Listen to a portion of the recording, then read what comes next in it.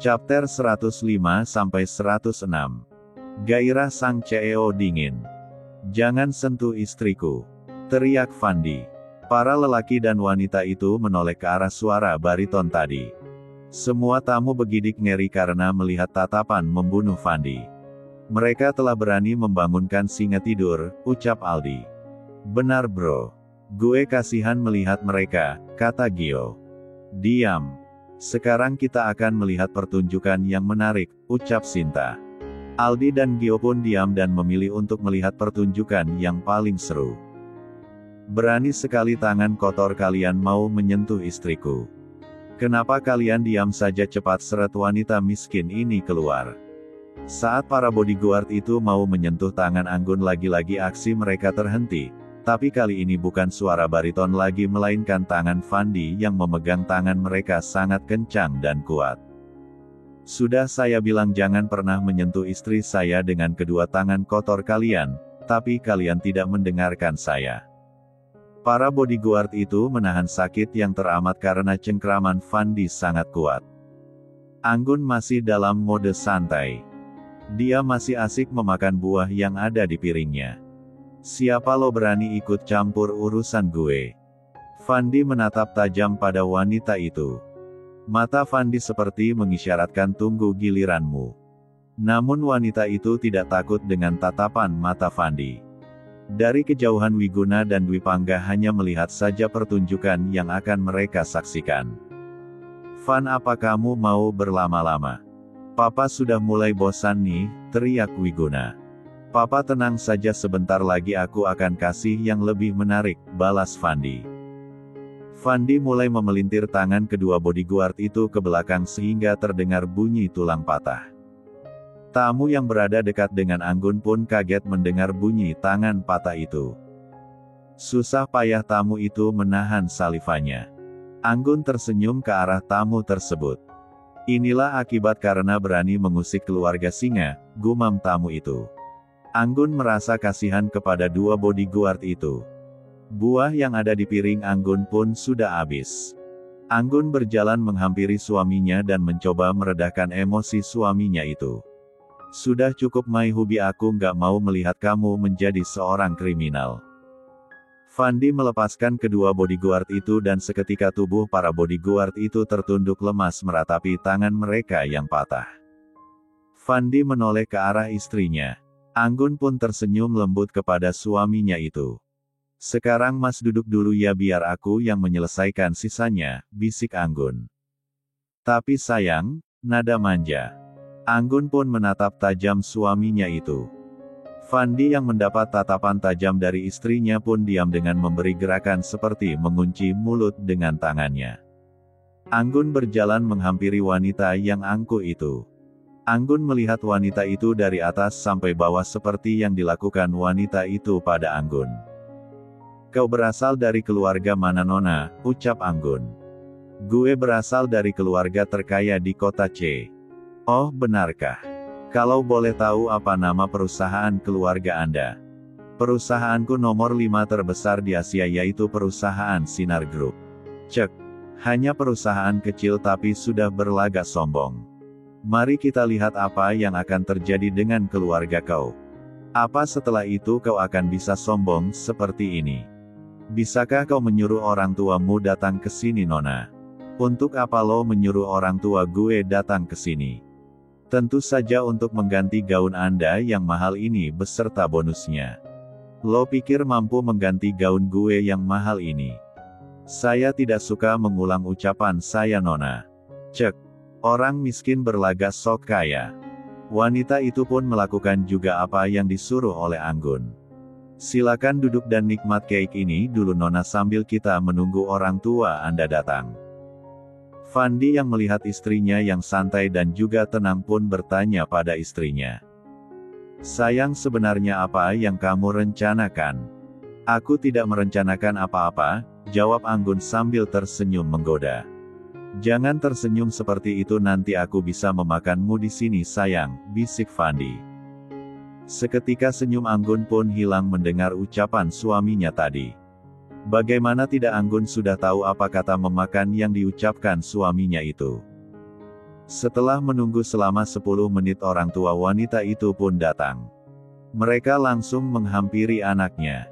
Betapa kagetnya Bayu melihat kedua bodyguard anaknya sudah terkapar tidak berdaya. "Siapa yang telah berani melakukan ini?" teriak Bayu. Semua tamu yang ada di sana kaget mendengar suara Bayu.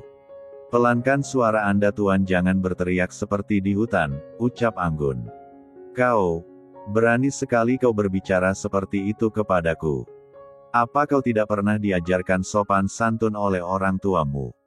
Fandi merasa geram sekaligus emosi mendengar ucapan Bayu yang menghina mertuanya.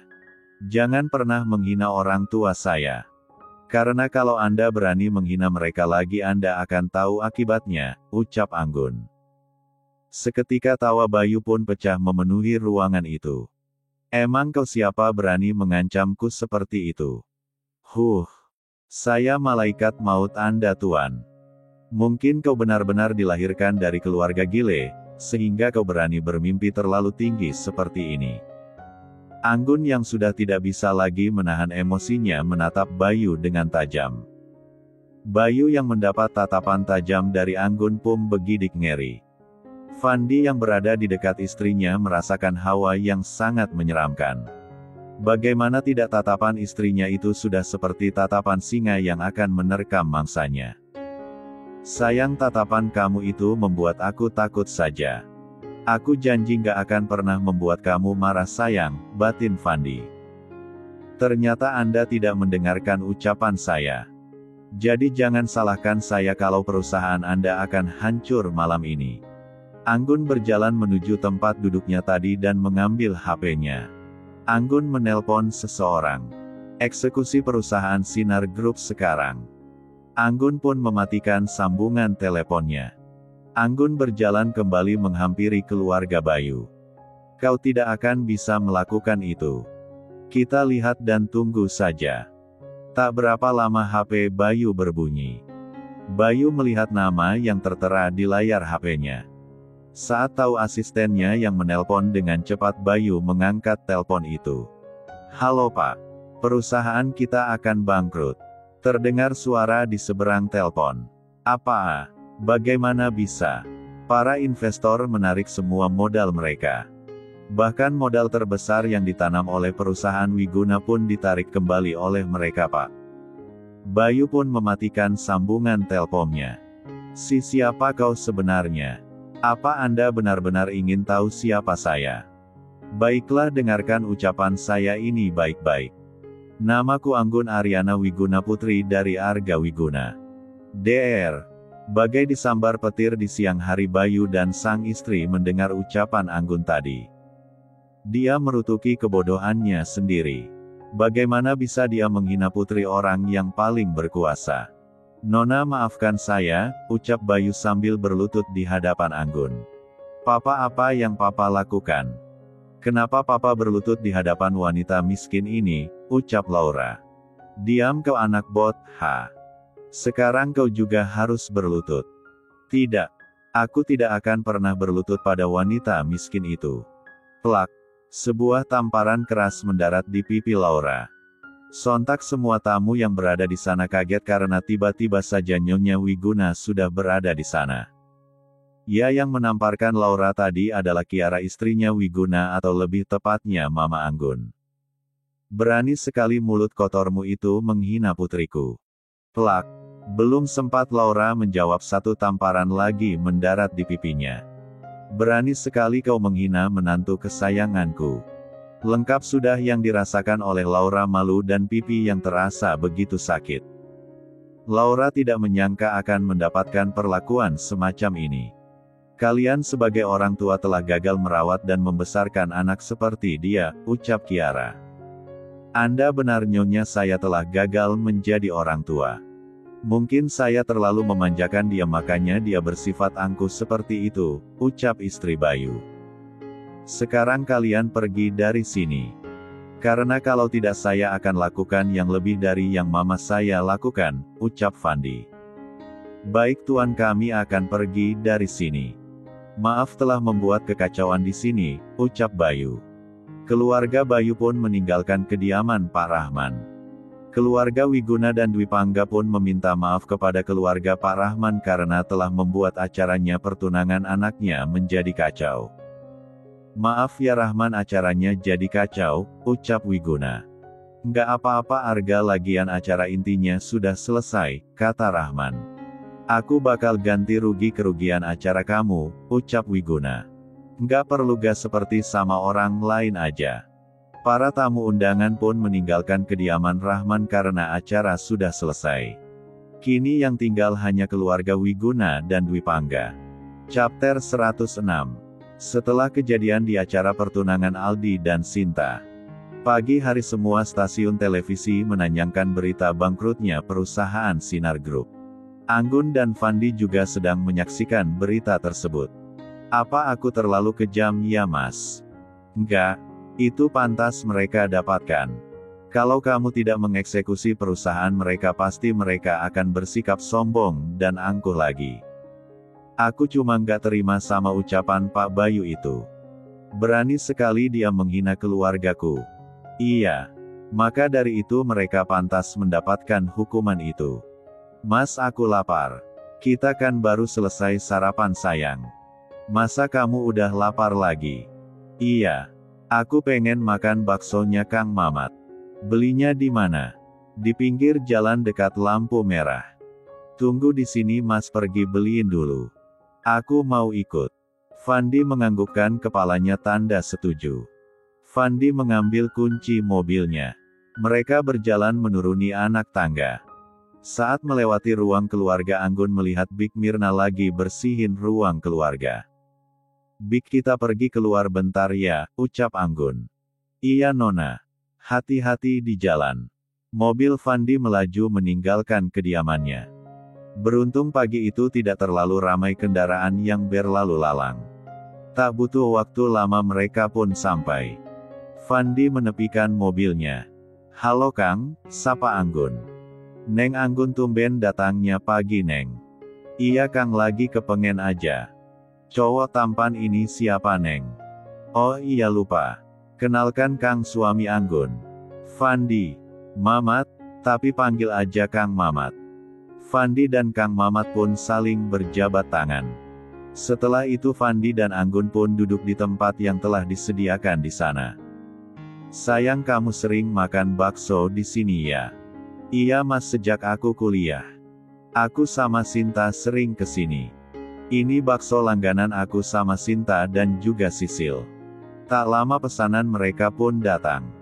Anggun dan Fandi mulai menyantap bakso pesanan mereka.